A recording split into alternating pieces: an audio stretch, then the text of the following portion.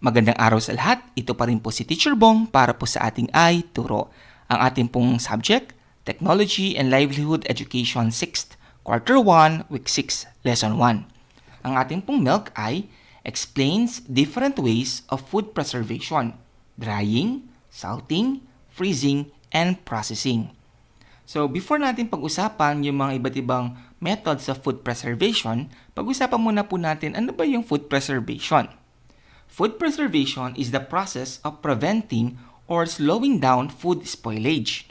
Ito po yung pag-iwas sa mga pagkain na masira or pa-longer yung kanilang shelf life. Tumagal yung kanilang buhay or yung kanilang expiration date. Kasi may mga pagkain po tayong mabilis masira at may mga pagkain naman tayo na kung gagamitan natin ng food preservation ay tatagal. So, ano naman yung processed food? Processed food naman kapag ang food which were subjected to preparation, either cooked, niluto, smoke, o kaya ginawa ng kahit anong process, tinatawag nating processed food. So, yung preservation ng food or food preservation at saka processed food, sometimes they go along with each other. Pero ang kaibahan nila, food preservation ang ultimate aim, patagalin yung lifespan ng pagkain. Processed food naman, basta dumaan sa proseso yung pagkain. Okay? So ngayon, pag-usapan natin yung mga methods of food preservation. Meron tayong drying, salting or curing, freezing, pickling, fermentation, canning, at saka smoking. Unahin natin yung drying. So drying is the removal of liquid within the food. Okay? So kadalasan, it involves using sunlight at saka yung wind. So, ang gagawin lang dyan ay isasampay yung mga pagkain at hayaan itong mainitan ng araw para mag-evaporate yung liquid content ng kahit anong food na yun. Okay? When food added with salt, tapos dinry, ang tawag naman doon is dyeing. So, magkaiba yung drying at saka yung dyeing lang, no? So, example ng mga used ng drying, yung mga squids, yung mga dilis, ganyan. Mga isda. Kadalasan mga isda. Pero pwede rin naman sa mga fruits and vegetables. Yung paborito nating mga dried mangoes, yan, yung mga dried, lahat ng mga klase ng mga dried foods. No? So, ginagawa lang yan na hinahaya yung sukatan ng araw at mag-evaporate yung liquid content ng mga food. Kaya nga, drying. No? Tatanggalin yung liquid. Ida-dry. Next, salting.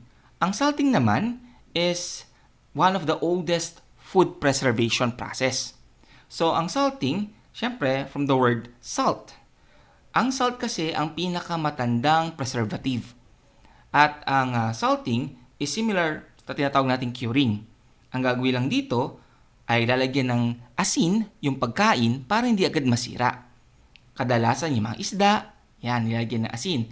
Kung bagong huli yan, minsan tinatapunan ng asin para hindi yan masira habang papabalik lamang mula sa laot. No? Yung mga red meats, nilalagyan niya ng asin. O yung mga salted egg, lalagyan ng asin.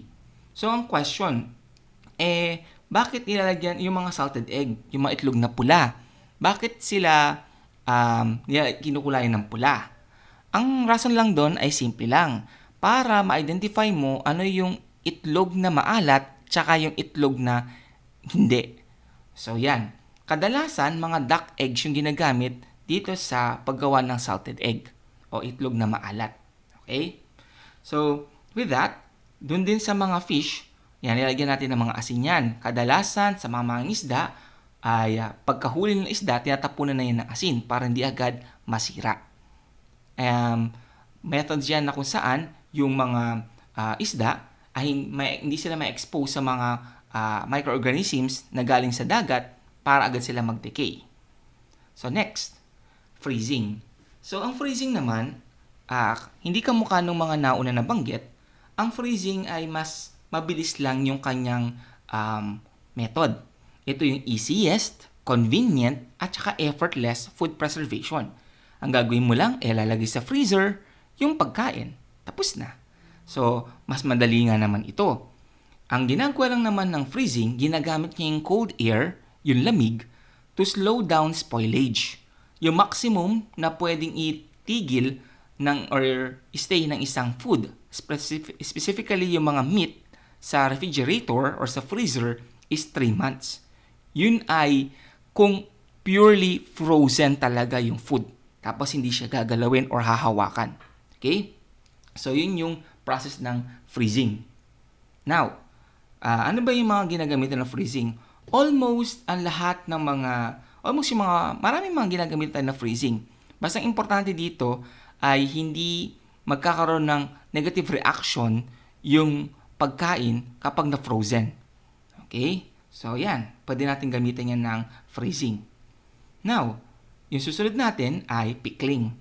Ang pickling naman is submerging food into an acidic solution with spices and added with salt. So, yung salt plus water, tapos ilalagay mo din, ang tawag doon is brine solution. Salt plus water is the brine solution.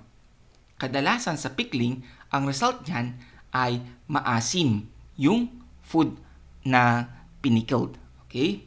So, ang gagawin lang dyan, water, then lalagyan niyan ng salt, tapos lalagyan niyan ng acidic solution. Minsan nilalagay sila ng asukal. Dahil ang asukal, katagalan, yan ay pwedeng ma-convert into acid. Yan, parang sa mga kamukha ng mga sugar-based sa mga carbohydrate types. No?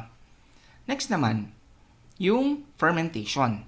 Ang fermentation naman is the anaerobic process in which microorganisms like yeast or bacteria break down food components.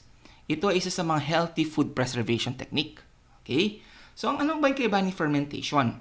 Sa fermentation, gagamit kayo mismo ng yeast o bacteria sa pagkain. Hindi naman bad bacteria, syempre. Hahayaan yung mga good bacteria na mag-react dun sa pagkain para matanggal yung hangin. So, magkaroon ng anaerobic process. No?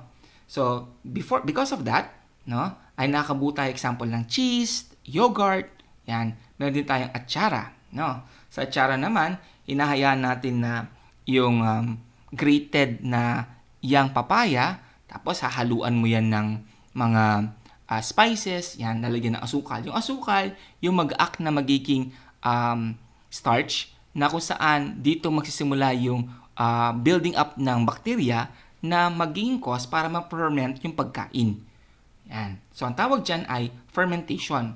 Fermentation ay hindi lamang ginagamit sa mga food, minsan sa mga inumin, such as sa mga alak. Ang ginagamit doon ay the process of fermentation. Kukuha ng grapes, pipigain, then yung grapes, yung pinagpigain to ay i-store. Pagkatapos, katagalan, yan ay magiging, sa process, magiging yung wine. So, yan yung fermentation. Another, canning. Ang canning naman is placing food in jars or containers and heating them to a temperature to sterilize the food. So, ang gagawin lang dito is water ang nilalagay sa loob. Unlike doon sa mga nauna banggit, either vinegar ang nilalagay, kaya brine solution ang nilalagay, dito sa canning, tubig lang. So, lilinisin muna yung fruit o kaya yung vegetable. Pagkatapos, ilalagay sa isang jar, lalagyan ng tubig, tapos isasara, then papainitin. So, pinapainit yan para mamatay yung mga microorganisms na pwedeng mabuhay. Yan. Kasi pag walang microorganisms, hindi agad nasisira yung pagkain. Yun ang rason kung bakit ang mga pagkain, kung hindi natin ito hahawakan dahil ang ating kamay, kadalasan ay may mga microbes, ay hindi agad nasisira o napapanis. Kaya sinasabi sa atin ng mga magulang, huwag nating hahawakan yung pagkain para hindi agad masira. Okay. Yung last natin ay smoking. So, sa smoking is the removal ng moisture sa food. So, sa Filipino, tinatawag natin itong tinapa, no? So, halimbawa, yung sa tinapa natin mismo, no? Na ini-smoke natin yan. Ganon din naman sa mga ibang meat, ini-smoke yan. Kadalasan, isda at karne ang ating mga ini-smoke. So, kung papansin ninyo, may mga commonalities yung mga yan. Marami sa mga nabanggit kong food preservation, ang purpose nila, katulad nito. Itong si drying, yan. Itong si smoking, yan. Kung papansin ninyo, yung kanilang purpose ay tinatanggal nila yung liquid. Oo, tinatanggal nila yung liquid dahil lalo na yung water. Dahil sa water, sabi naman natin, water means life. Kapag may tubig, may mga organisms na pwedeng mabuhay. So kung walang tubig, kung walang organism na bubuhay sa pagkain, hindi masisira agad yung pagkain. Okay? Sa iba namang part, ganun din pero in liquid form naman. Katulad ng fermentation, pickling, yan, ginagamitan natin ng mga spices o kaya ginagamitan natin ng process para yung hangin naman ay mawala. Okay? Dito naman sa canning, yun din, yung pressure ng init, tinatanggal natin yung mga hangin at saka yung mga microbes na pwedeng mabuhay. And dito naman sa salting, naglalagay tayo ng salt, syempre, at yan ang ginagamit natin bilang pangontra sa mga microorganisms at hindi sila mabuhay. So, in totality, ang purpose ng food preservation ay pigilan ang pagbuhay ng mga maliliit na organisms dahil kapag may maliit na organisms, masisira yung ating pagkain. Okay? So, yun yung tinatawag natin na methods of food preservation. Take note, pwede mo mapatagal na ma-expire yung food. Pero, in reality, ang mga food subject pa rin yan sa pagkasira. Kaya nga, since they are perishable, ang magagawa mo lang is i-extend yung life. So, lahat ng methods of food preservation, pwede lang nilang patagalin yung pagkain para hindi masira. Pero definitely, yan ay masisira at masisira pa rin. So, ano ba yung purpose pa tayo nagpo-food preservation? Isa mga reason natin is to store food kapag wala sa season. Or, to store food para kapag kailangan natin, may makakain tayo. Or, kapag sobra yung mga pagkain, yung mga fruits and vegetables, ay hindi masira basta-basta, mapakinabangan pa, kaya in-stored natin. Nagpo-food preservation tayo. Okay? So, yung ating lesson ay explains different ways of food preservation. Drying, salting, freezing, and processing. Ito po si Teacher Bong nagsasabing stay home and stay safe. Salamat po!